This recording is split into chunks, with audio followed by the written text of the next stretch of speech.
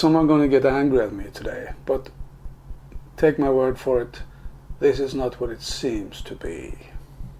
Because I was sitting there on Facebook checking out things, and anyway, it started like this. A few weeks ago, there is a heat wave sweeping over Europe, killing people. 5,000 people last time, and there's expected more this summer.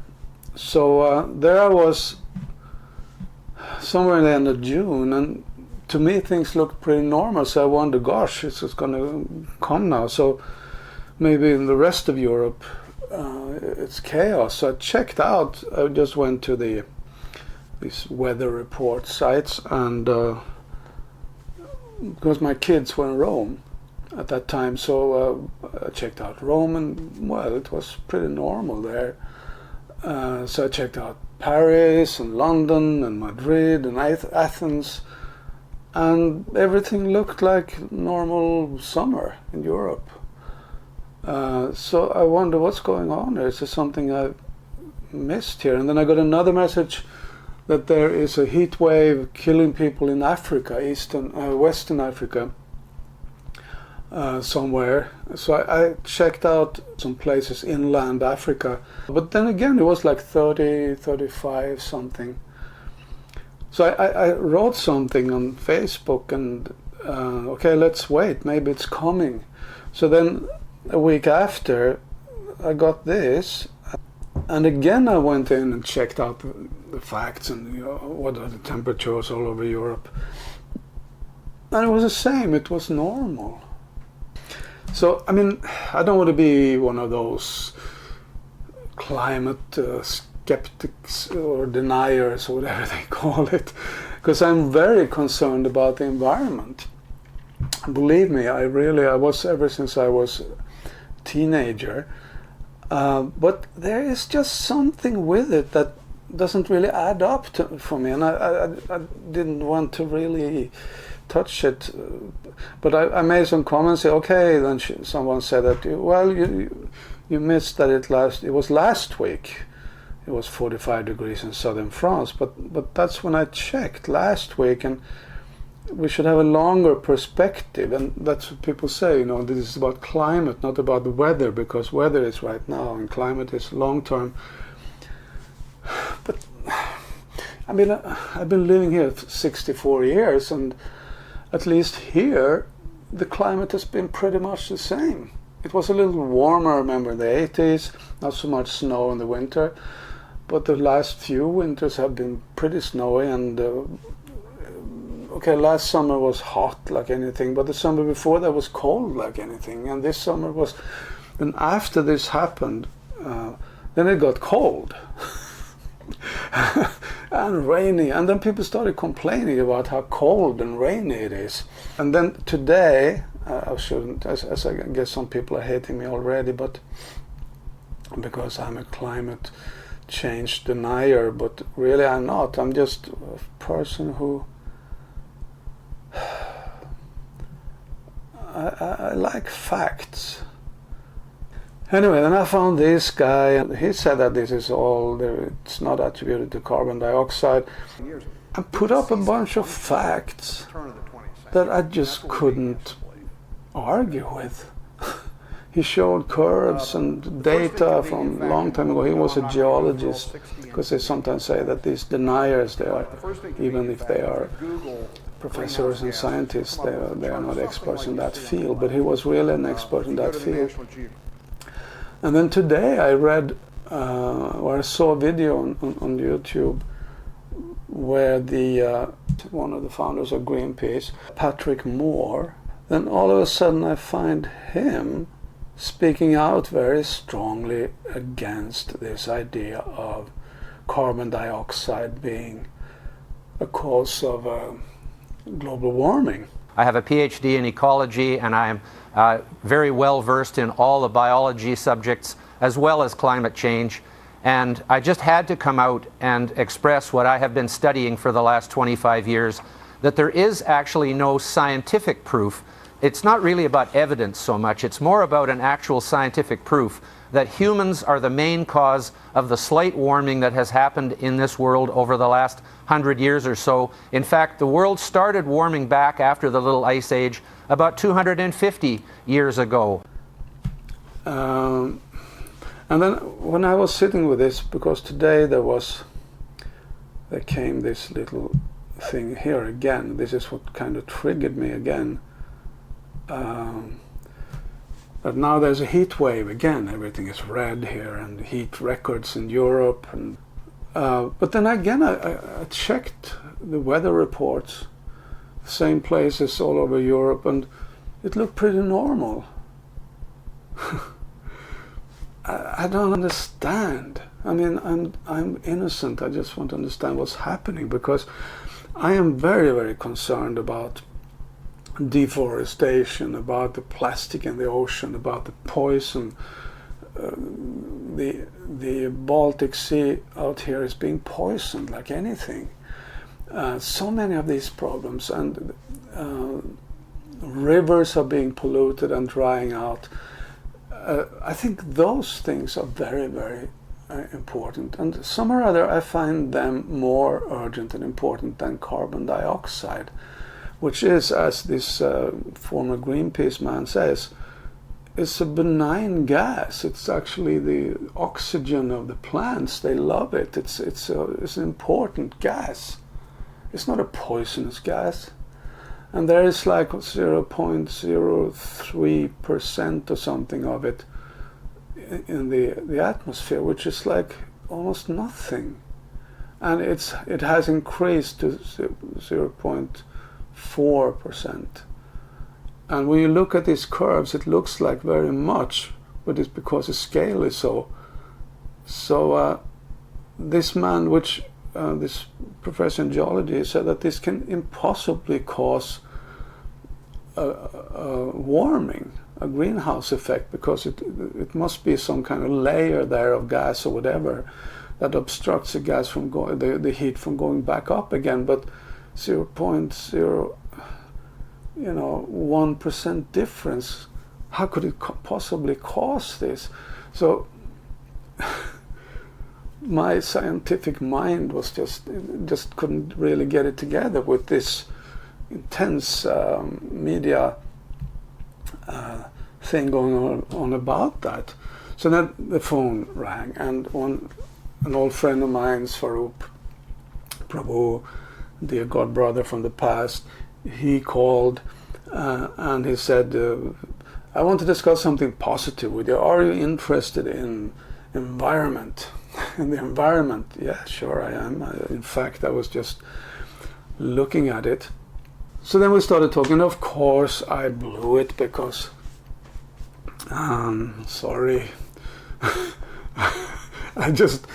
I was a little wired up, so I gave that whole load of what I had just seen from those professors and things to poor old Svarup and Kalindi, and now I'm probably being hated for that. No, not really, I hope so. But you see, when something gets really heated in such a way that if you deny or if you doubt something, then people get angry at you, or they hate you, or they don't want to talk with you, or they just ridicule you and call you some bad words, bad names, then I get this alarm bell in me, because then I think there's something wrong, because you should be allowed to doubt things, to check the other's point of view, to compare the 2 points of view.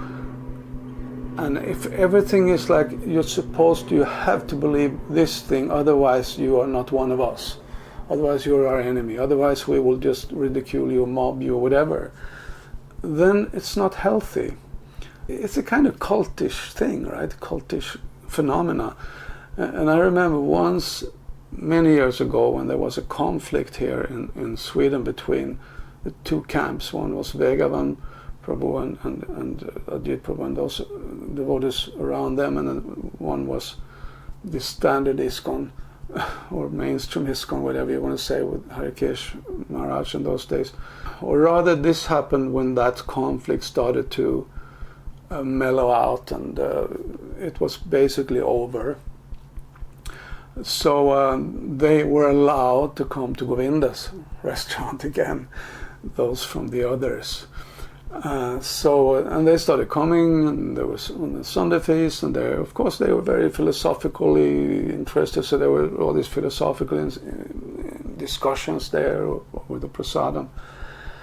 And the temple president in those days, he thought that they didn't preach or speak the right philosophy. So he told me to go down and tell them to leave, to kick them out. And this was, I don't know when it was, end of the 80s, beginning of 90s, something. But I didn't do that, so he got angry at me. I felt it was wrong.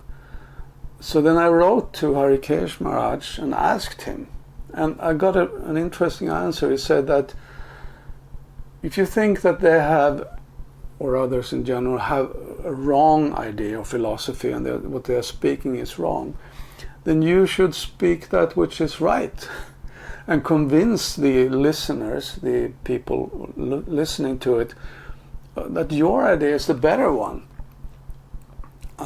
Just kicking out people, it won't accomplish anything, because they will get angry, and those who look at what's going on will get angry at you. And it's not the right thing to do, because if you do have the truth, then that truth will prevail, of course. And I really appreciated that answer then. So the same thing comes into play here. But my point was not really that, because tomorrow I may figure out that those professors denying the carbon dioxide influence on the global warming or whatever were just a bunch of stupid guys bought by the industrial complex and whatever. I mean, there's so much weird illusions going on out there. So that's not the point. The point is, why are we people we have this tendency to get really into disasters and crisis and all these gloomy, dark things, looking forward to a kind of Armageddon or something. It seems that people have this attraction to that, and I think that I'm talking, and as told Svarup, and I think that a very important environmental problem today is the mental environment of the human beings, the inner environment of us. I think that the human being at large is not mentally healthy. Actually, I think so. I think there is a mental health problem of humanity, especially in the Western world today. And I could talk a long time about why I think so. I think it's, to put it short, because humans in the Western world have lost their soul. They have lost their inner joy and inner richness and life. And they have been out here so long, chasing happiness out here, and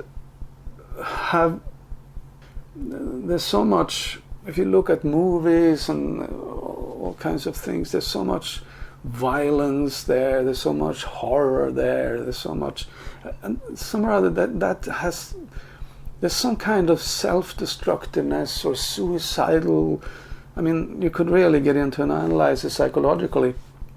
When I came to China, I spent some time there, because China is a bit isolated from the Western world. It was completely different. People there felt like the way that we were when we were in the 60s. Just positive and nice people, even the young people. And you didn't find that gloominess much there.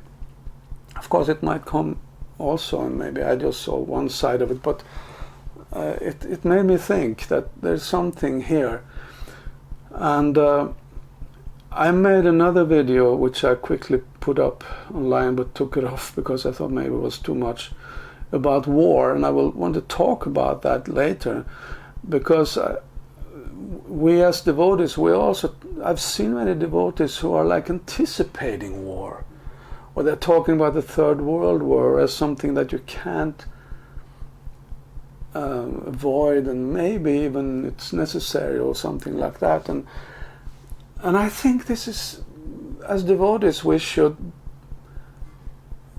be the ones who most of all would like to avoid a war in this world. And Prabhupada came here he came here to spread peace, to give happiness to everyone. If you listen to our Prabhupada talks, I'm now listening to a series of lectures he gave on Nectar Devotion in Vrindavan 72, and he's talking about that time and time again. I didn't come here to give you another religion and convert people from Christianity or Islam or whatever.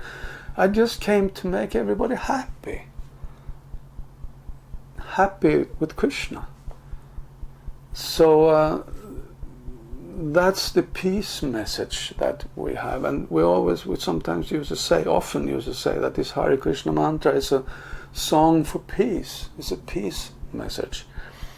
So I actually think that this is maybe as serious, or maybe even more serious than any climate crisis, because of course whether there is a climate or carbon dioxide cause climate change or whatever or not, it's not really the point here. The point is that we have a problem, we human beings, and if we are causing that climate change, or if we are doing other stupid things, we better look at ourselves, our lifestyle, our self-image, because the real big threat today in the world is when human beings start to go berserk, and we already see that thing. I read an article yesterday by a Swedish scholar. His name is Claes Rynn. He's a conservative, and this was shared by Jan-Olof Bengtsson, one devotee here in Sweden, Stockholm, who's also a scholar. And I found this article very interesting because he said that, to put it short here, that the founders of the United States, they were well aware of that leaders could go astray, could go bad. So therefore they made it so that the president cannot start a war on his own. It has to be the Congress. So they built into the system in the United States a kind of protection against misuse of power and all that. I think it was a very sensible mood there around this, but then he makes the point that today this has changed. And today we have very aggressive persons exerting their power all out into the world and centering power in the hands of a few. It's a very different mood today, which can be dangerous, because there is a whole stack of nuclear weapons over there and in other places also in the world. So I think it's very important that we are aware of what's happening in the world today. If I was a conspiracy theorist, which I'm not, I could even make some theory that somebody somewhere wants us to stare in this direction while things are going on in that direction. There's something fishy about it. And I'm talking, we might sit here and talk about carbon dioxide and be completely preoccupied with weather change, while some guys are turning the world upside down peacefully without us even noticing it. So I'm not a conspiracy theorist. I'm not really pushing such an idea, but anything is possible today. There's so much of this sly stuff going on. So anyway, I don't want to take your time with these kind of mundane things, but really it's not mundane, because my point here is that Krishna consciousness is the remedy, and we as devotees should not be preoccupied with the gloomy, dark and negative stuff and talking about coming disasters and all of that. I've seen too many devotees do that. We should talk about Krishna, and we should act out Krishna consciousness.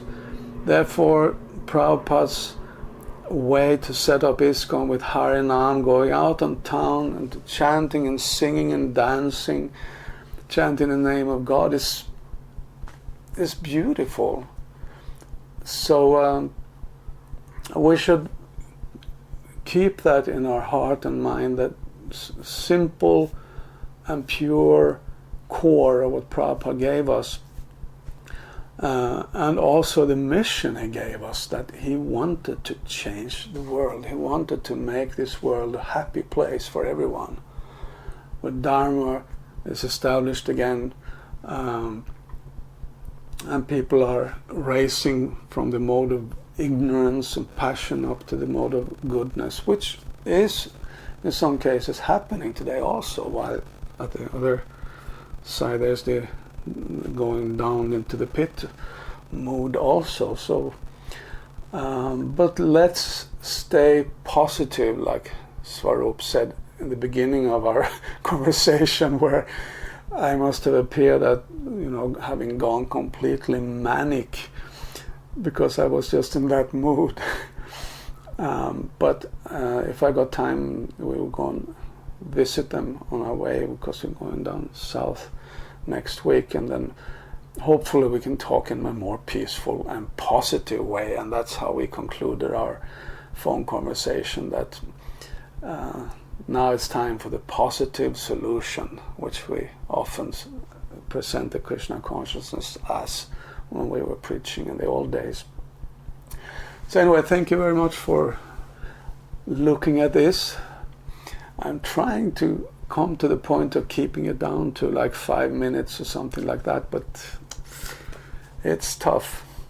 And we used to listen to long lectures, right? So I hope someone made it through all this. Okay, thank you. Hare Krishna, all glories to Shri Gauranga, all glories to Srila Prabhupada and all the Vaishnava devotees of the world.